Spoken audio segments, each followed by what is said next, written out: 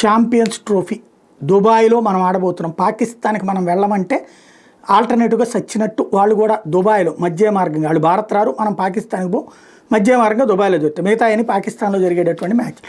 ఇప్పుడు ఆ ఛాంపియన్స్ ట్రోఫీకి ముందు మనకు మంచి టెస్ట్ జరిగింది, అంటే ఓ రకంగా ప్రాక్టీస్ జరిగిందని చెప్పాలి. ఇంగ్లాండ్లో 3-0 తేడాతో మొత్తం సిరీస్ కైవసం చేసుకుంది.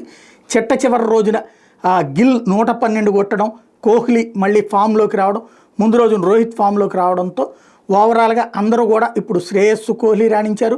అలాగే క్లీన్ స్వీప్ అయిపోయింది. అన్ని రంగాల్లో కూడా సక్సెస్ అవుతూ వచ్చింది. రోహిత్ శర్మ, విరాట్ కోహ్లీ, కేఎల్ రాహుల్ అందరూ ఫామ్ అందుకోవడం. అదే సందర్భంలో రోహిత్ ఏమో రెండవ వన్డేలో శతకం బాధితే గిల్లు ఈ వన్డేలో శతకం బాధడంతో పాటుగా కోహ్లీ కూడా హాఫ్ సెంచరీ చేయడం, రాహుల్ కూడా కీలక ఇన్నింగ్స్ ఆడటం, వీటన్నిటికీ తోడుగా బౌలింగ్స్ కూడా పర్ఫెక్ట్గా సెట్ అయింది.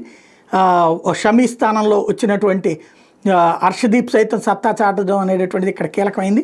ఓవరాల్గా మ్యాచ్ల పరంగా ఇక ఒక ధైర్యాన్ని ఇచ్చింది. కాకపోతే ఆ ధైర్యం నిలబెట్టుకోవాల్సినటువంటి అవసరం మన వాళ్ళకి ఏంటంటే సైకలాజికల్ ప్రెషర్ని తట్టుకోలేకపోతున్నారు. అది సెట్ చేయాలి. ధోనీకి ఉండేది అది, మిగతా వాళ్ళ దగ్గర అది లోపిస్తోంది.